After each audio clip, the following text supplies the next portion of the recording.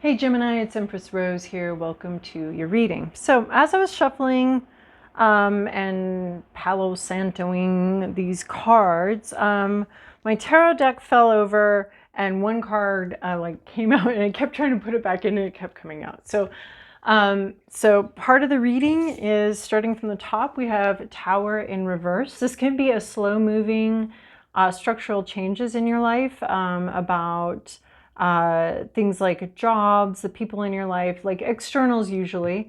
The death card would have been what we would have gotten if we were dealing with internal changes. So external changes.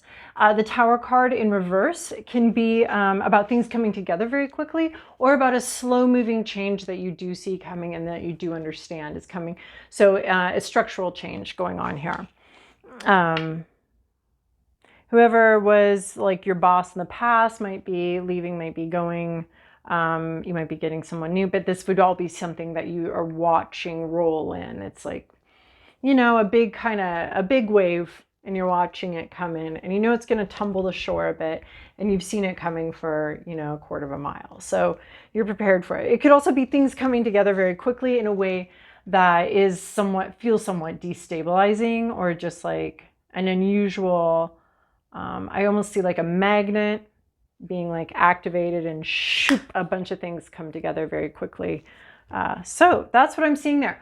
Otherwise, welcome to your reading, Gemini. We're going to be doing tarot readings here, and then I'm going to be doing relationship focused readings over on Vimeo, charging a small fee, a token for the energy exchange if you're interested in that. And then, yeah, we've got some oracle cards. Let's just start with this one. We're going to start with an oracle card, apparently. That's what apparently I'm doing. One reason I like tarot, okay, is because I like I can just be apparently doing things. And I enjoy sort of the permission to do that. I do that in my normal life, but half the time people are like, what are you apparently doing now? So.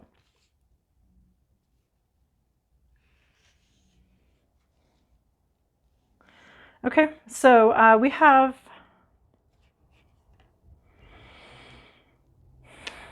okay, here are the cards that we have, and I'm just gonna like, something shifted in me, I'm gonna settle that, and then we'll come back and read these cards.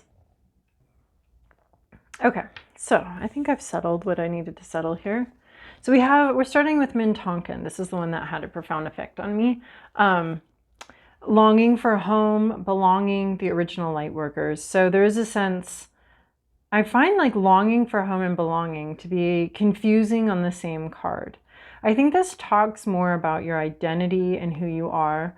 I always hear, when I see this card, I always hear Eddie Vedder's ukulele song, Longing to Belong. I think it is ukulele. I hear ukulele, but maybe it's not. Anyway, he's got a song, Longing to Belong. And so longing for home, a place of safety, a place of rest that seems very far off. But then it's also, there's a sense of belonging. And it's like, there's like a knowing of belonging somewhere and a missing of that place. There's like a homesickness here. A fish out of water, literally, is what we have here. We have a little mermaid out of water. So a fish out of water, feeling like, and really wanting that sense of, I belong here, and wanting that sense of belonging. So so obviously we're tapping into a sense of not feeling like you belong, and longing for that. A little homesickness here. So, and then we have boundaries. Where do you need to establish better boundaries? So this can be about both more porous like bad boundaries can go in either direction. Most of us struggle with bad boundaries as far as like letting people do and say whatever they want to us without, you know, okay, yeah, whatever makes you happy, like trying to please and trying to be good girls and boys and trying to, you know, make the right decisions so that other people will like us, rather than really talking about like who we are. And that's what I felt here, is a sense of who you are, and like feeling like a fish out of water, feeling separated from a sense of who you are. So the sense of not belonging, the sense of longing for home, there almost feels like it's internal as well. Like there's an internal sense of not even belonging to yourself, or separation from self, it could be. And because bad boundaries could be, you know, other people trying to please other people, trying to, which is not problematic to please other people. There are lots of great times, but when it goes against who you are and who you feel you are, that's where it's a problem. So, but there's another way that we can have better boundaries. And we're not really, this depicts someone like saying, no, this is not what I want. This isn't the way I want to live my life. This isn't what I want. And there's, you know, people telling them how to live, what to do, how they should do things. And just, that's not who I am. And there's a sense of being, in a sense, separated from who you are by maybe others telling you that they know better than you, that they have the key. So having good boundaries and knowing who you are and where you belong, and in a sense, like in a spiritual sense, like who your people are. But there's also a sense of where we can have bad boundaries where they're extra thick. Those are also bad boundaries where we don't let anybody in. We're never vulnerable with anybody. You know, we create our own loneliness, and we're longing to belong here. We create our own loneliness by both having extraordinarily like powerful boundaries. I think this card's come up with for you a few times. Extraordinarily powerful boundaries that keep everybody out, like wall of China style boundaries, where we've got this giant, that was pretty ineffective, but where we've got this giant, you know, fortress built around us that keeps us isolated. And yeah, it does give us a sense of safety, but it also separates us from what might be our tribe, from belonging to something, right? Because we have this like fortress on the mountain made out of rock, stone, concrete, concertina wire, all the whole thing, and that can give you a great sense of safety, but it can also separate. And you're longing for home, you're longing to belong, but your boundaries are so huge. You didn't even put a door on the castle or on your little fortress here, right? But it could also be the other way. So we're just talking about better boundaries. So looking at your boundaries right now, and like, where are you refusing to allow in, but also where are you allowing other people to tell you what to do and give you your opinions. So just trying to find that good balance here. Some of you may have giant boundaries. Some of you may have very porous boundaries where you just kind of allow other people to tell you who you are when that's not even who you are. Like, you're longing to belong, but with this boundary issue, whatever it is, like if your boundaries are more like a cauldron, or not a cauldron, a colander versus a cauldron, right? Like, or a fortress versus like a mosquito net. Like, so some people have mosquito net boundaries, and oh well, they do keep mosquitoes out, so that's actually a pretty decent boundary. It's breathable, it's good. Yeah, that's actually a fine boundary. For what it is, it's appropriate, size appropriate, like event appropriate boundary, right?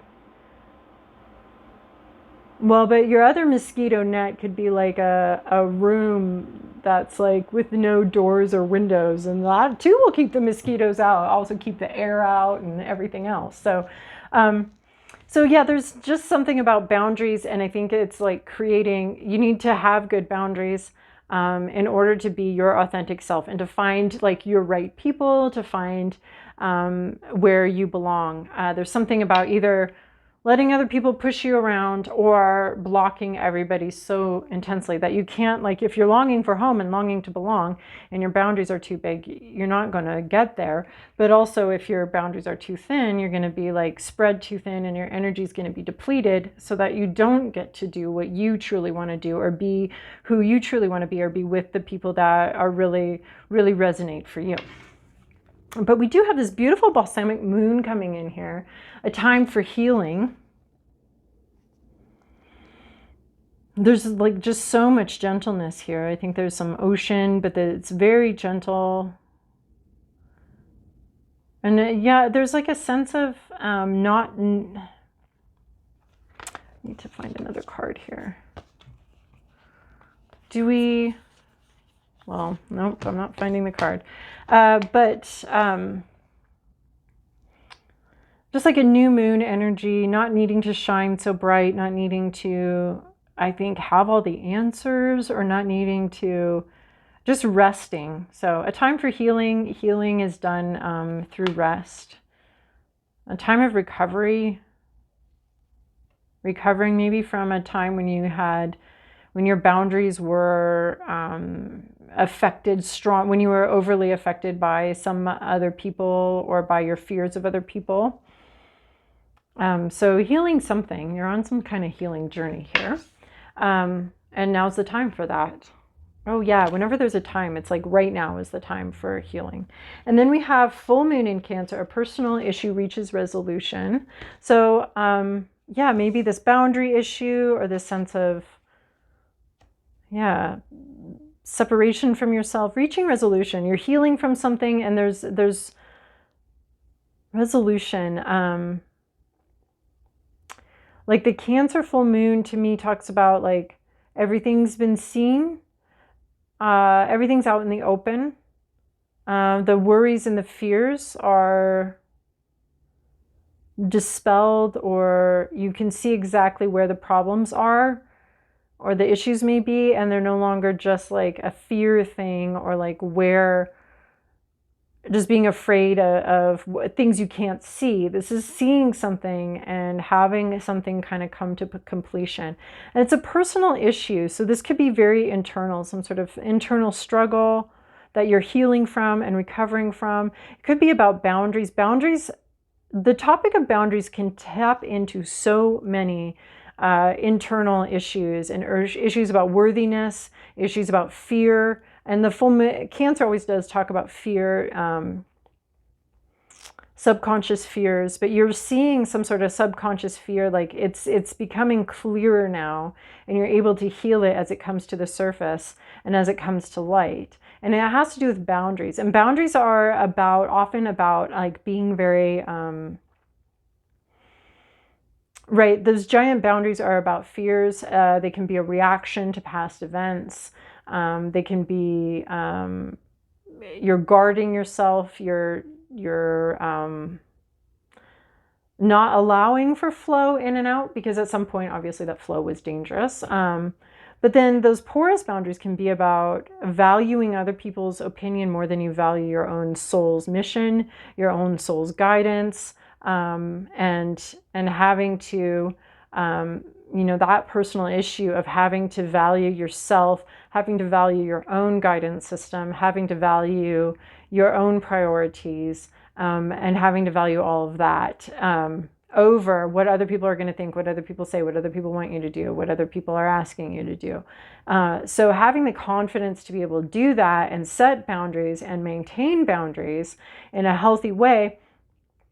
And this might not be in every aspect of your life. This may be in one or two aspects that we're talking about. Actually, let's just take one aspect, because this is like a monthly reading, right? So we don't need to deal with all aspects of our life at one point. Just pick one part of your life where you're like, you know what? I don't think these boundaries are working for me right now. And then where you're delving into that, what are those issues? Where is that coming from? It is a time for healing and resolution. And understanding something, I think clearing up where these bad boundaries are coming from, or where, not bad, but this is such a moralistic assessment of what's a very natural and somewhat confusing situation. But yeah, just exploring where you need better boundaries. What aspect is that? And why, and what is going on there, and healing whatever has caused, boundaries to be, whether that be insecurity, whether that be not having faith in yourself, whether that be like not having faith in yourself can be the cause of both giant boundaries and porous boundaries. So just figuring out where that came from and working on that. But there's also a personal issue. This could be relationship issues. This could just be like a thought process where you're finally coming to some sort of like, okay, this is done. This is where I'm landing. And there's a sense of healing here too. I really love these two cards coming out together. And then we have dance with life. Do something to change your energy, right? We got a little heavy here. We got the Tower. And I think that this is really interesting because these two together really had this profound effect on me of changing your energy. There's like a longing. There's and so this is dance with life. So dance with life, dancing, yeah, you may just literally need to go out dancing.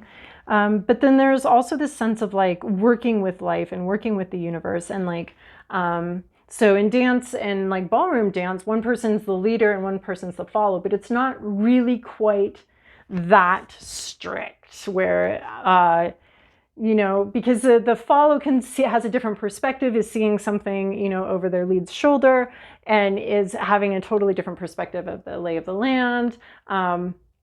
So there is communication between them. It's not just like, I am your meat puppet, show me where to go on the dance floor. Or I guess that's a robot. I'm your meat robot, show me where to go on the dance floor.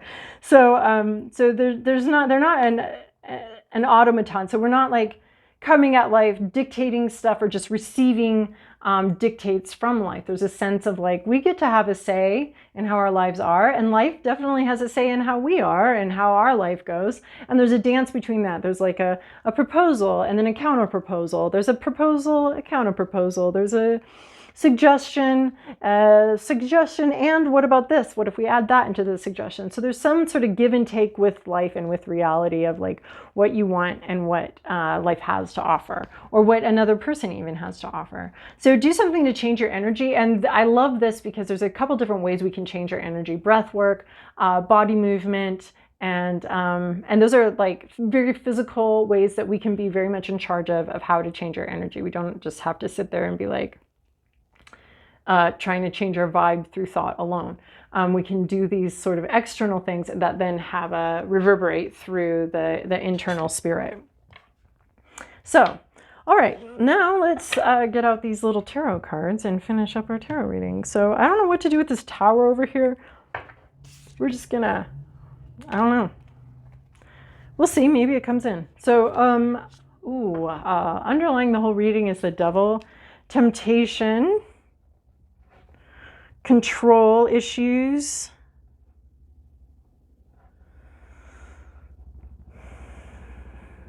feeling like either a puppet or the puppet master. Right here, I think we have a little bit of the puppet, feeling like someone's puppet. But this can also be addiction issues, things that are easy to get into but hard to get out of, obsession issues. This is really interesting because I don't think we can tell here who the puppet master is and who the puppet is. Like, is she sort of the reverse puppet guiding from below, or are they the puppeteers controlling her? So there's a sense of just control, being controlled. There's a sense of not sure. I think, oh, that's the way it is with addiction. Like, no, I do what I want. I'm in control. I'm going to, you know, do this thing, obsess about this thing. But it's really the other way around. It's really you that are the puppet. So there's some sort of issue here about, you know, I want to say the tail wagging the dog. Like you think you might be in charge of something, but you might not actually be. Or you may be feeling controlled, but you may be actually doing the controlling. You may feel like the victim, but you may not be the victim at all. You may be a bit of a cause of your own problems. This is what it looks like. Some sort of confusion about who's the cause of the problem, or what is the cause of the problem, or who's really got the upper hand here. If anybody, it almost seems like everybody's kind of locked into some sort of habitual connection here, right? I can't tell who's in control, and maybe nobody is. Maybe that's like some sort of mutual feedback thing. All right, well, devil energy underlying the whole thing. So that's fun, Gemini. Past, present, inner landscape, what's at issue, environment, to-do list, possible outcome. Okay, so lots of fun energies here. So fun. This is such a good time. So in the recent past, we have Knight of Voices. So a message coming in very quickly. I can almost hear the hoofbeats coming in loud and clear. The Knight is about communication. Voices, obviously, about communication. You may have learned something very quickly, understood something very quickly. There's a bit of an epiphany energy in here. Knight of Voices can also be like the truth coming in as a hero.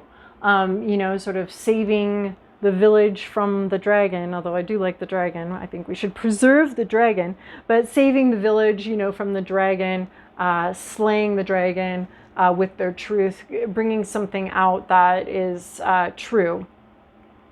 So expressing a truth, you may have done this, or someone else may have communicated something with you, but there was communication.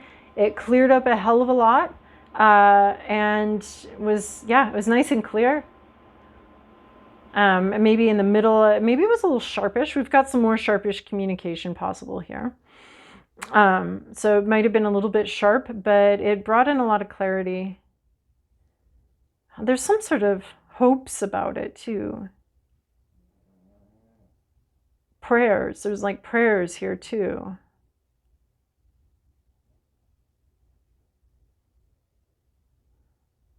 In your current situation, you have death. Now, I was talking about death with this Tower card. This is the internal aspect of the Tower card. And so death, on our little Kabbalah tree of life, we have death hitting the Tower.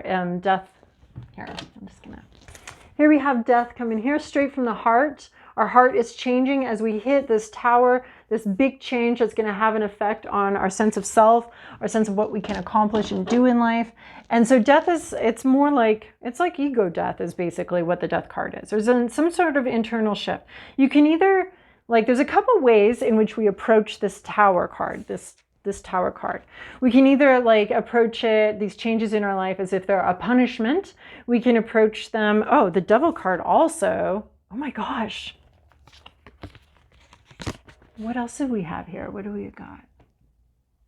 The best way to approach the Tower and the big structural change is through the Temperance card. And that is like patience, easy does it, back and forth, makes things, you know, wait, just wait, you're neither here nor there. But the Temperance sort of is a bridge over these tumultuous waters. So it's like a bridge over tumultuous waters.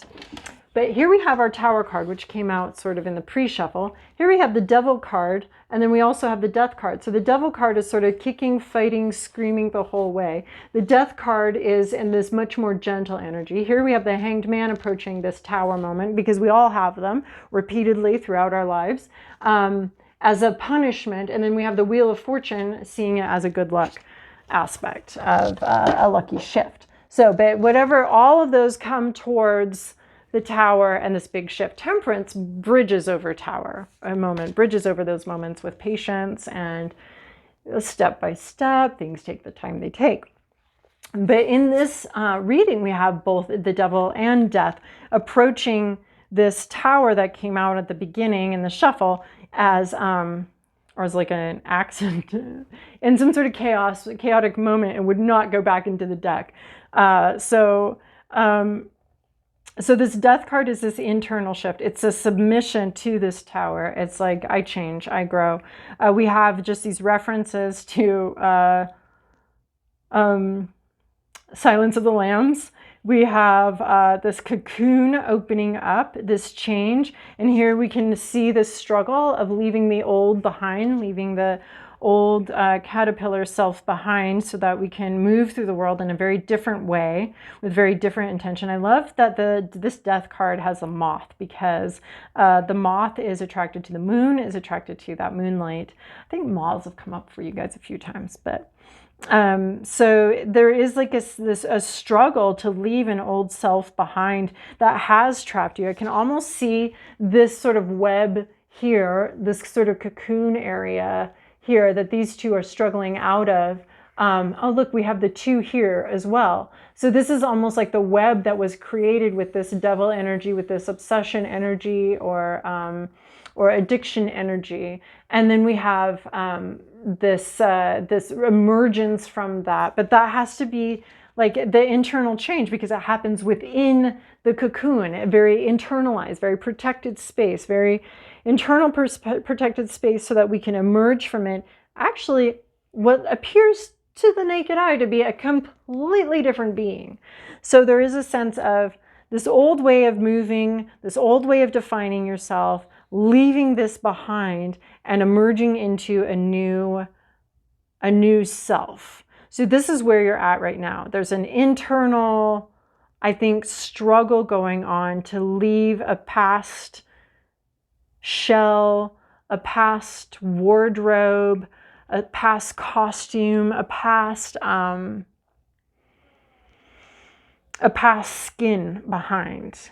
Well, yeah, we've got Silence of the Lambs here. So you're trying to leave a past skin behind. Like, it's time to emerge. But it's even more powerful than the snake analogy, because we're talking about a caterpillar emerging into the moth.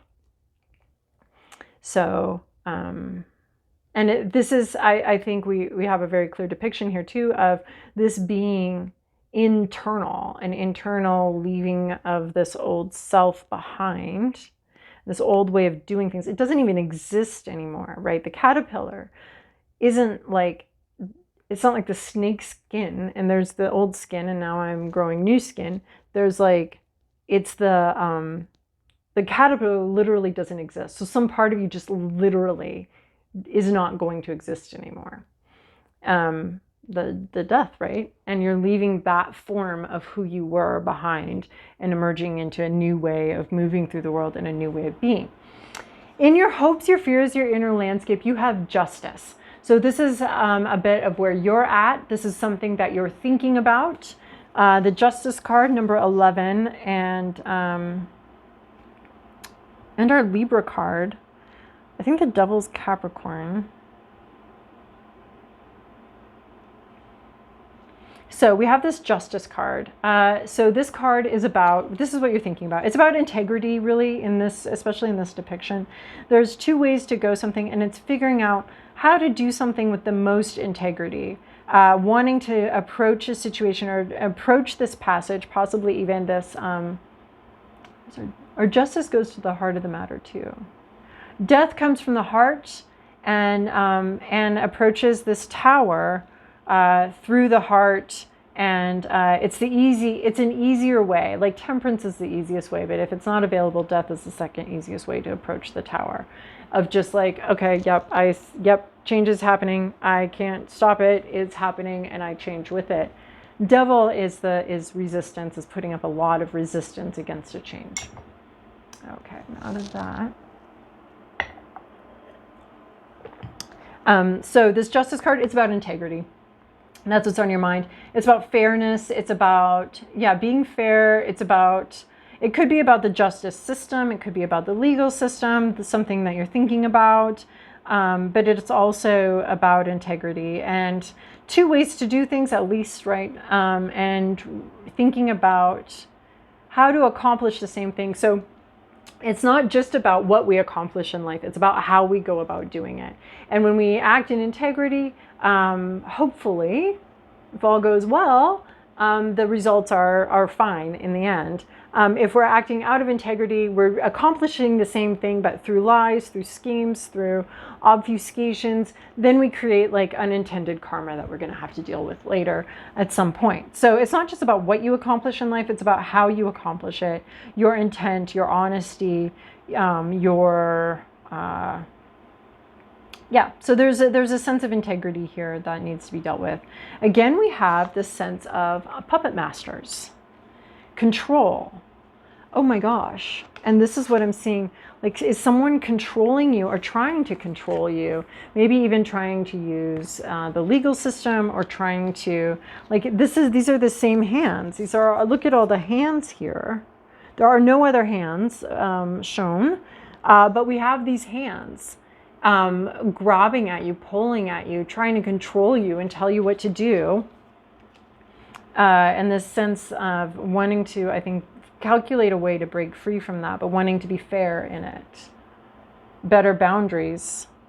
Better boundaries with this devil, better boundaries with this justice. How can you be fair to yourself? How can you be fair to others? How can you have integrity in this? But there is a sense of a lot of control. Hey, Jack, how's it going? Okay, what's the issue here? We have the Four of Wands. This is my cat, Captain Jack. Okay, Jack. This is somewhat disruptive. What do you want here? Okay, so Four of Wands in reverse. This is like the not engagement card, the not leveling up card. So there's something that maybe you were expecting or hoping to hit another level and it's not hitting that other level. This is, we haven't moved on. There's like an internship where you didn't get the job, or there's like you're not moving on to the next level right now, at least. So you're not moving on to, you're stalled out in something. Maybe a relationship isn't going to the next level. There's not a commitment. Nobody's committed to anything at this point. There's not a commitment or planning for a future with someone. I mean, usually this is our engagement card. So there's not a commitment. There's not an engagement. There's not a vision for the future here.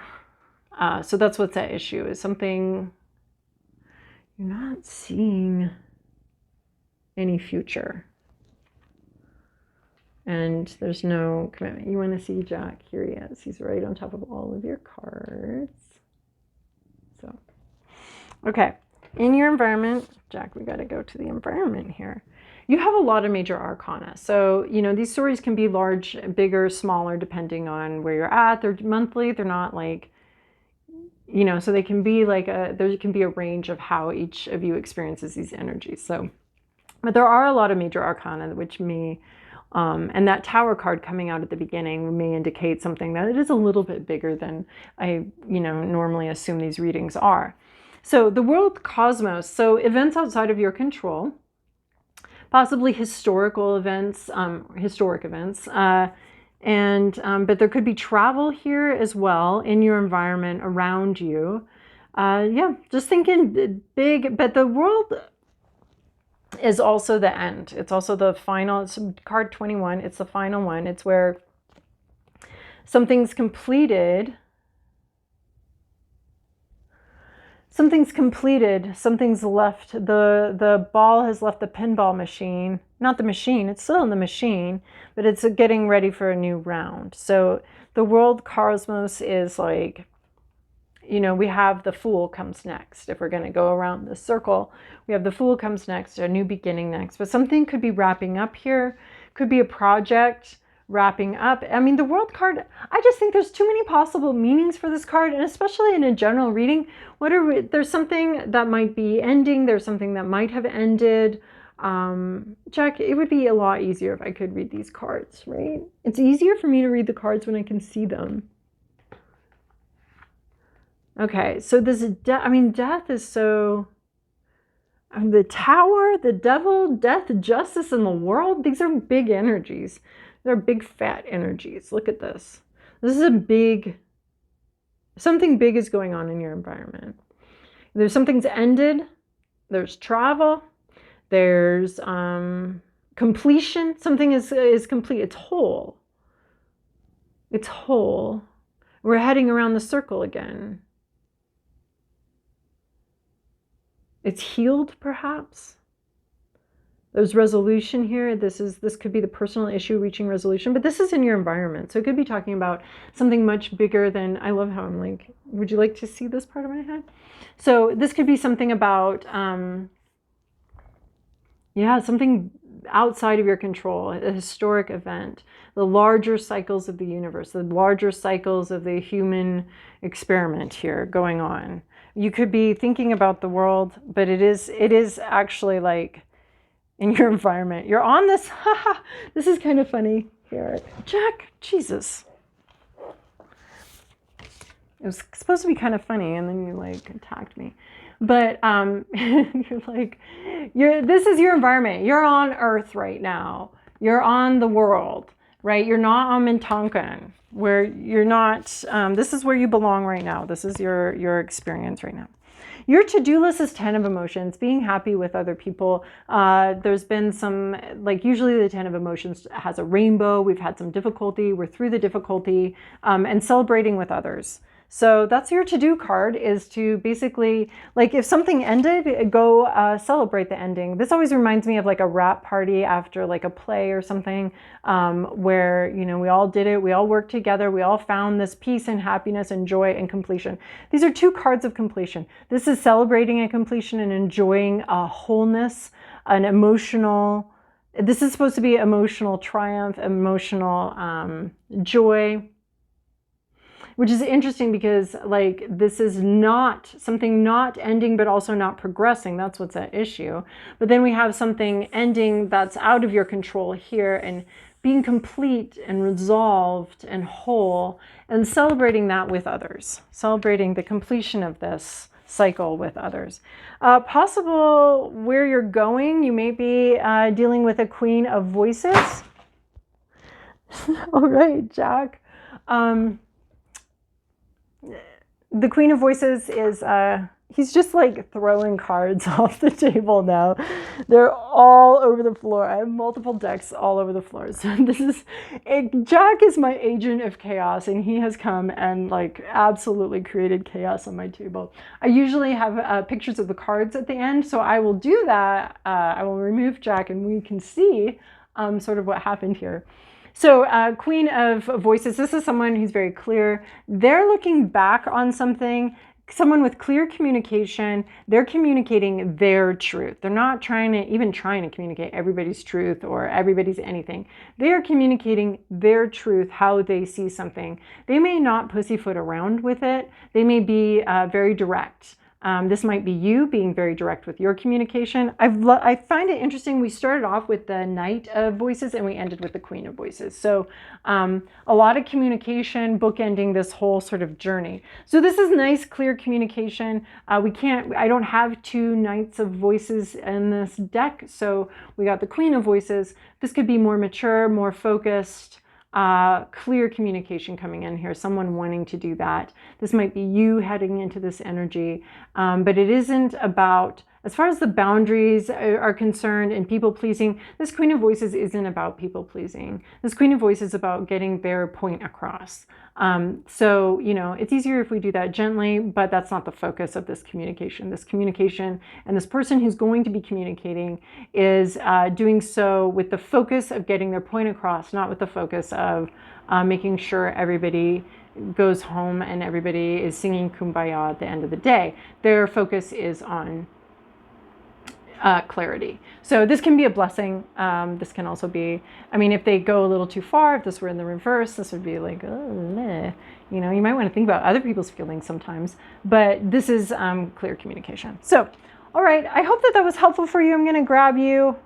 Is it okay? Do I have permission, sir, to grab this? Brawny Bear, Power, Inner Strength, Rejuvenation. Look, you're a bear.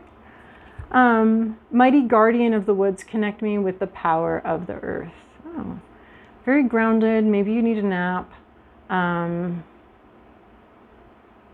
Brother Bear, Brawny Bear. So tapping into your inner strength here. And rejuvenation. I like this one. Rejuvenation, completion. Power of the earth. All right, I hope that was helpful for you. Bam, my goodness, Gemini, that went on a long time. There were a lot of distractions, though. Hope this was helpful for you. Join me over on Vimeo if you'd like. Ciao.